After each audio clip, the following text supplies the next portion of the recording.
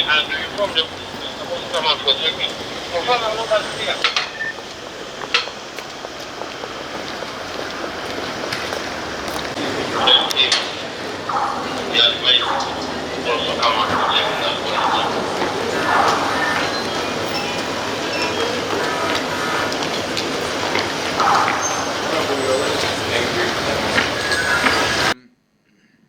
I want to thank the media for joining us for this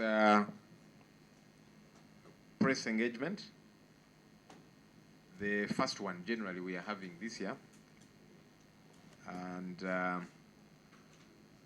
also marking our 1 year in office, myself as leader of the opposition, but also the shadow cabinet that I do work with. This is an engagement that we were meant to have last week on Thursday, because on 9th January is when I made exactly a year in office together with my colleagues.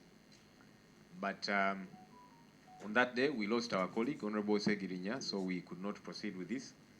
Again, we continue to extend commiserations to the nation on the passing of this our colleague, and to appreciate everybody that has been part of the processes to send off our colleague. It's a vacuum that's been created, but we pray and hope that God will help us to fill that void as we keep fighting hard, just like Honorable Ssegirinya encouraged us to do. When I took office on 9th January 2024, I reminded Parliament of my duty, which is to keep the government in check, as provided for in our Constitution, Article 82A, Section 6A and B of the Administration of Parliament Act, and Rule 14 of our Rules of Procedure.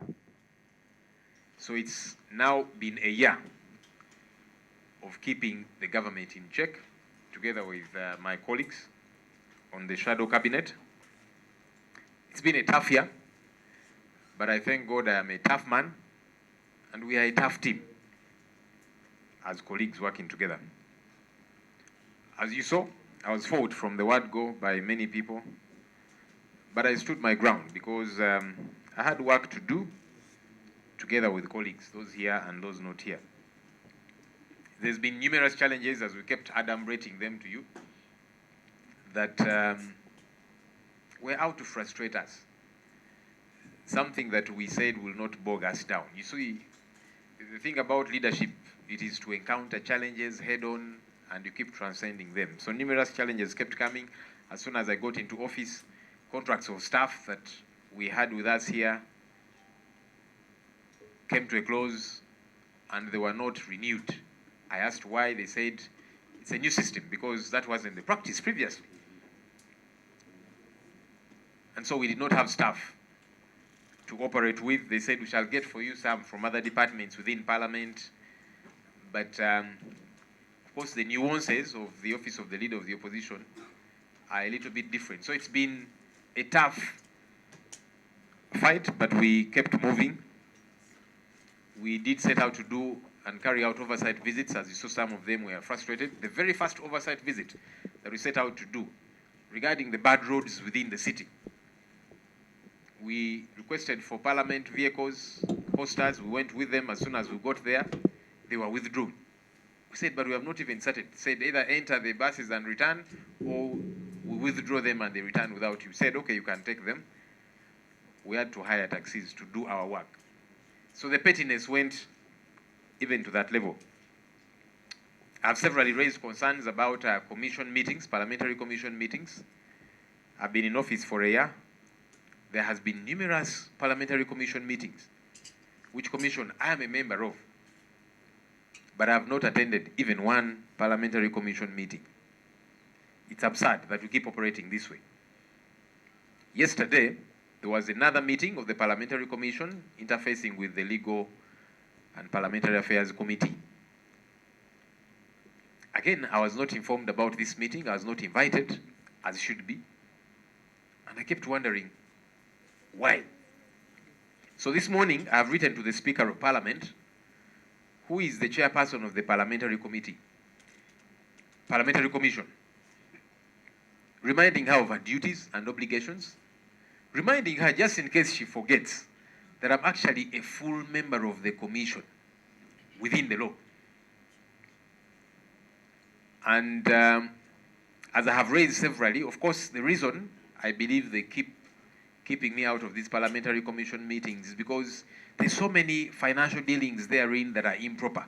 I've raised concerns about these publicly and told you some of the goings on therein that are illegal and wrong. And so they know when I'm present, I'm going to object to some of these things.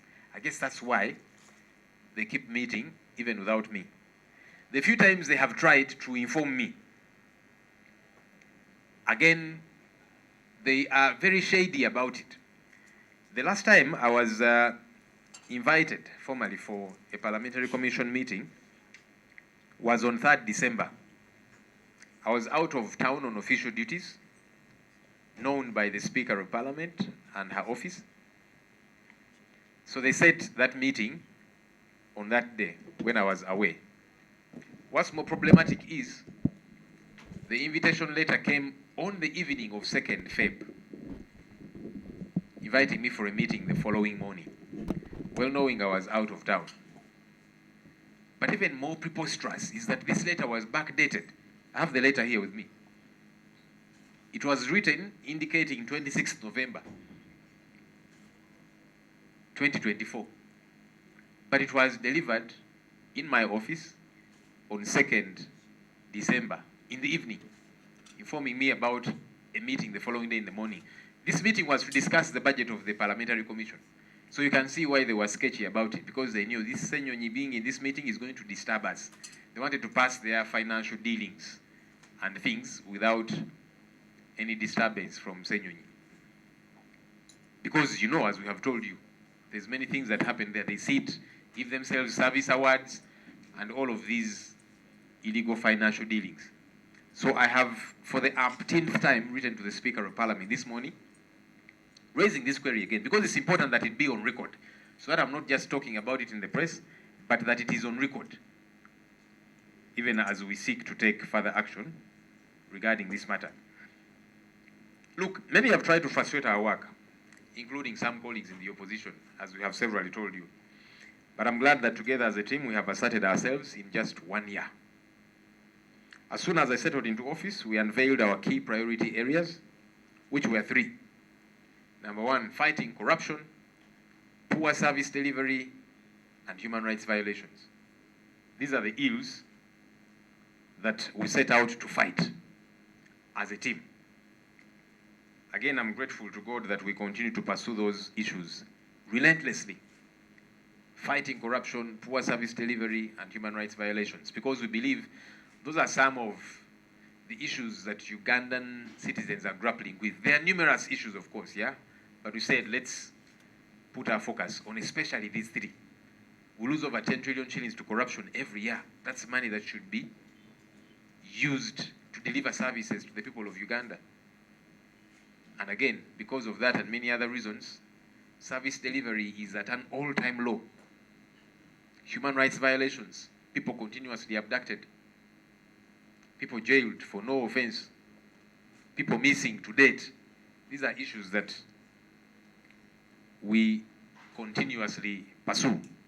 As a team, we have provided numerous alternatives through different minority reports, alternative ministerial policy statements by our shadow ministers, and the alternative budget, which we presented to the nation. It was very important for us to present an alternative budget to the nation. We know that, yes, it might not be considered, but we must show Ugandans the picture of what ought to be, and that it gets to be on record. So while our alternative views are usually disregarded by our colleagues in the NRM, because they have the numbers in Parliament, it's important for us to always have these alternative policy views on record, and for Ugandans to know what we would do had we been in charge of our country's affairs. So the majority get to have their way, but as the minority, we get to have our say, which is very important. The majority get to have their way because they have the numbers, but as the minority, it's important that we always get to have our say, which say should be loud and clear. for people to juxtapose the two, compare and contrast, and see that really, even though these guys are not in power, but this is where we should be putting our money. These are the sectors we should be focusing on. These are the services that we should be availing to the people of Uganda. We have drawn attention of the country to the precarious habit of government giving taxpayers' money to private companies without any proper guidelines and without a clear modus operandi of who qualifies to be assisted with government resources. This, as far as I'm concerned, as an abuse of taxpayers' money, is a form of corruption. Because when it is not clear how government supports private companies, because any government, any serious government, there's a place to shoulder the burden of private entities. We went through COVID and so on. Some companies have never recovered. And so the justification being some companies employ hundreds of young people, so you don't want them to close. But if you are to bail them out, there must be a clear modus operandi.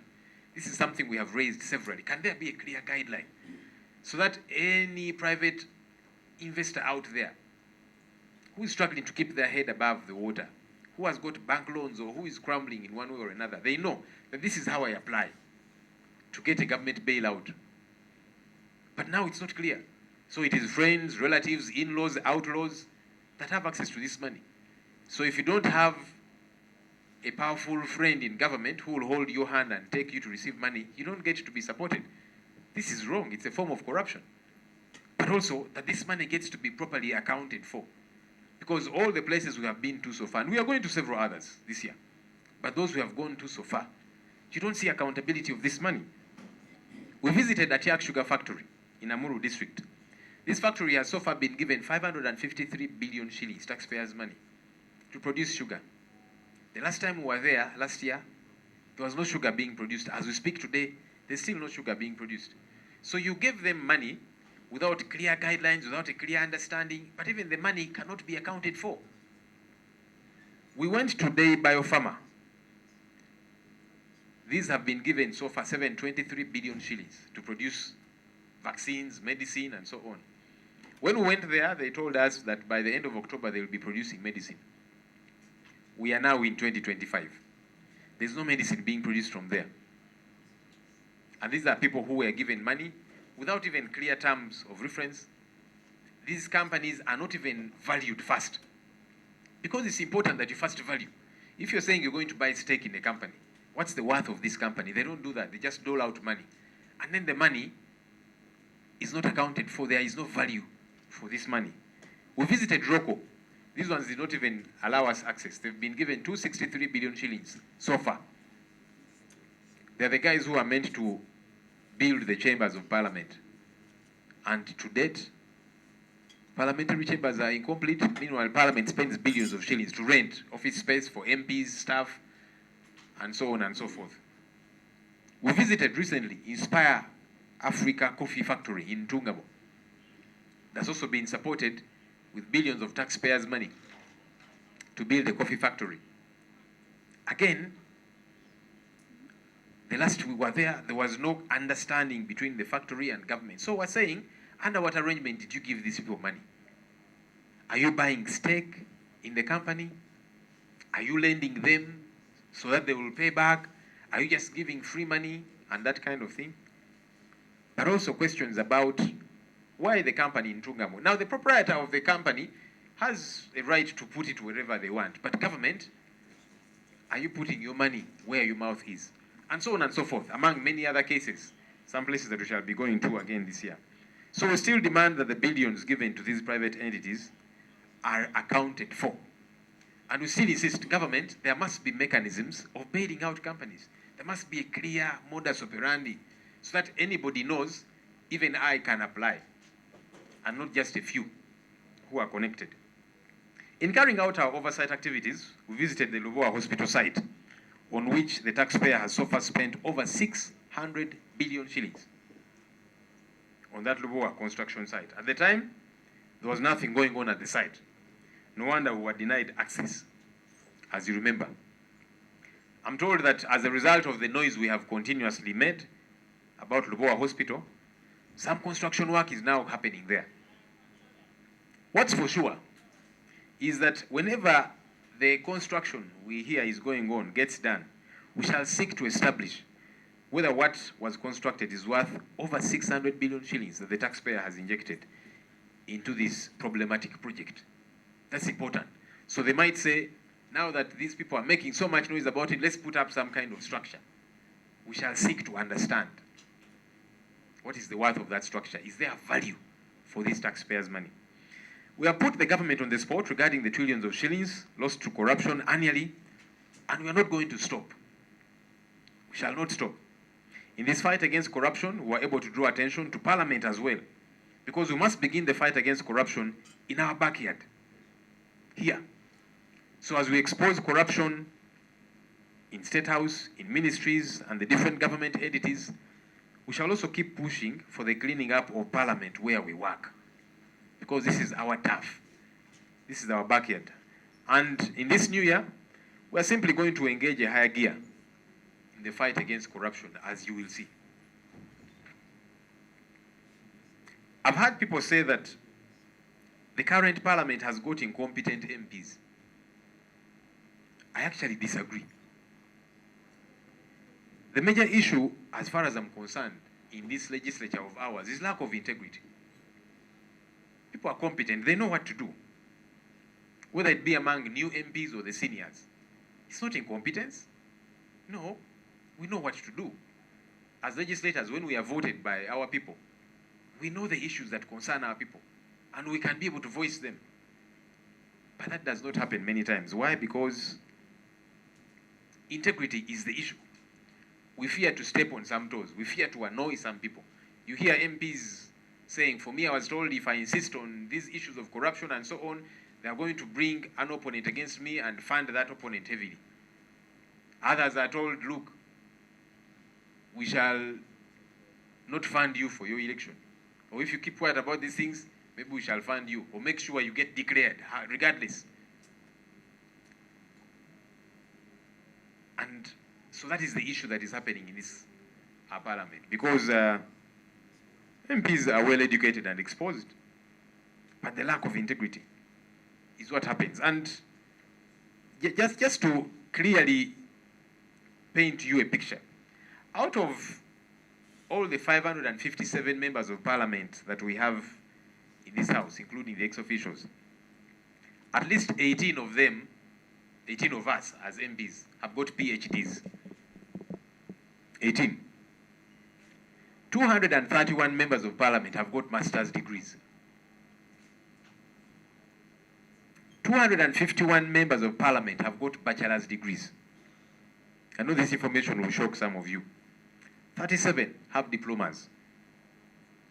Only 16 possess just the minimum qualification of USCE, Senior 6. Only 16. And only 4 possess certificates that are equivalent to USCE. Only 16 have Senior 6 certificate, which is the requirement in the law to be an MP. And only 4 possess the equivalent. Those who have studied wherever and so on, then you come and it is equated. So how do you say that MPs are incompetent or shallow? Because I hear that a lot from analysts.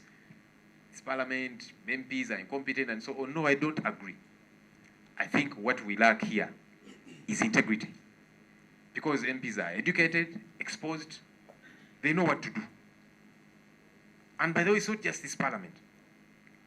You remember that MPs were given 5 million shillings to remove term limits in 2005. These were educated people.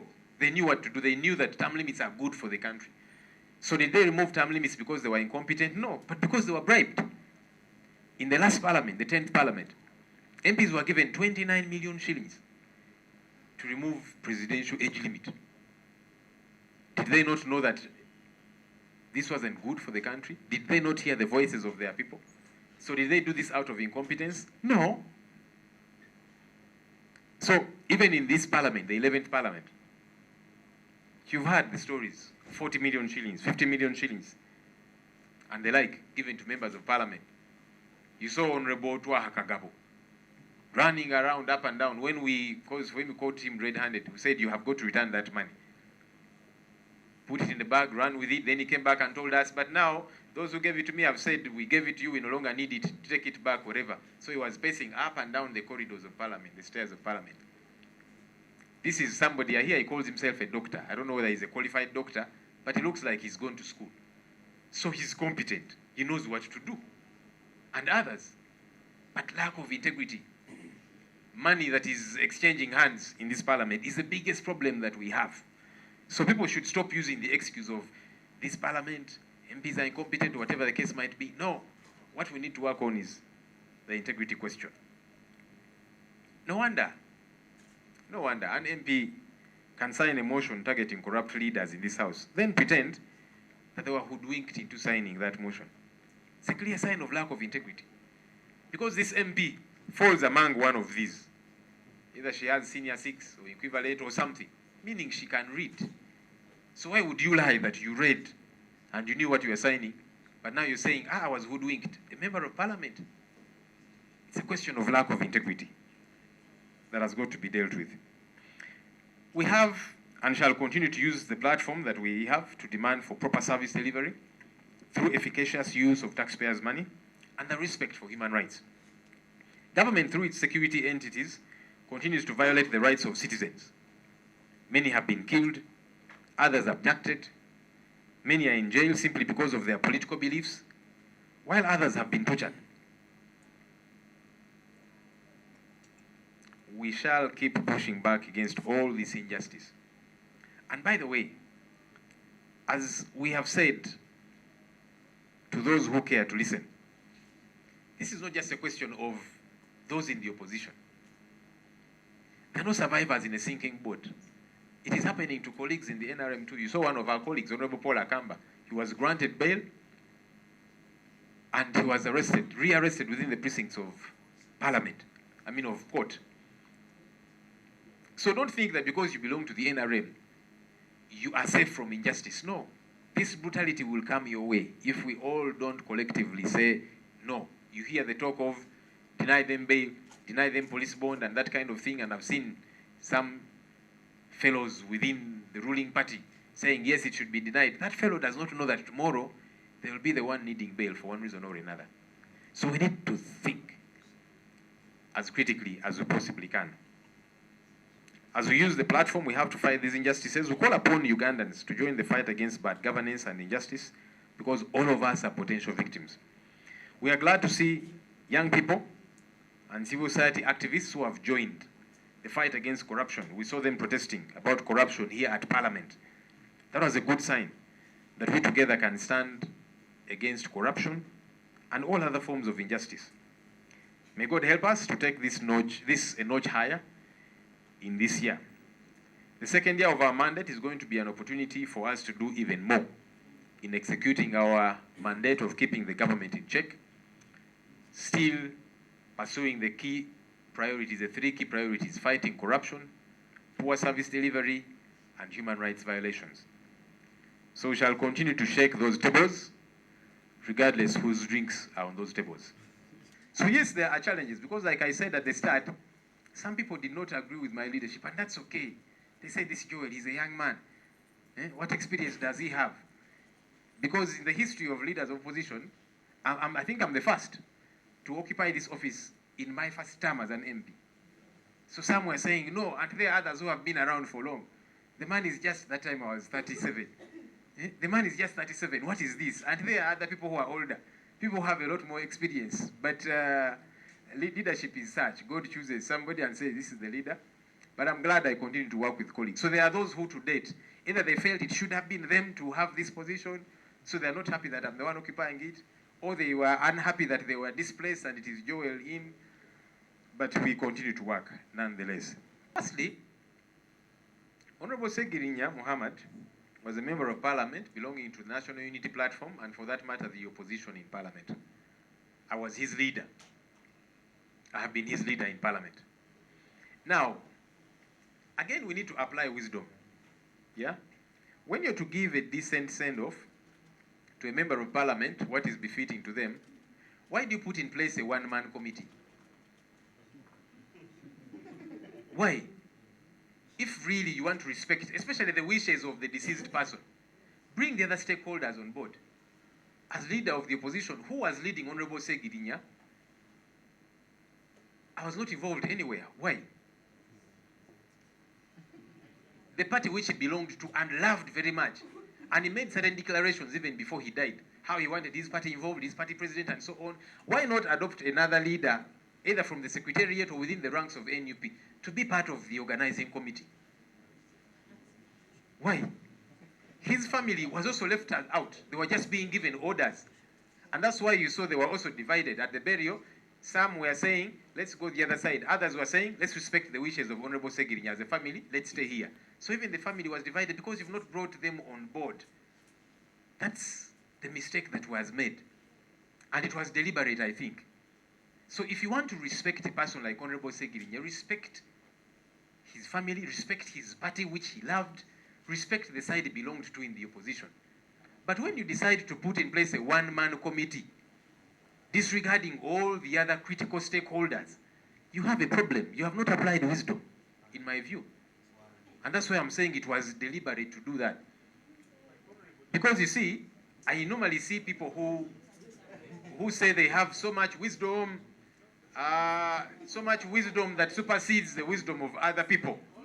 I have seen some people who have said there are some politicians who need so many years to get to the wisdom that I have.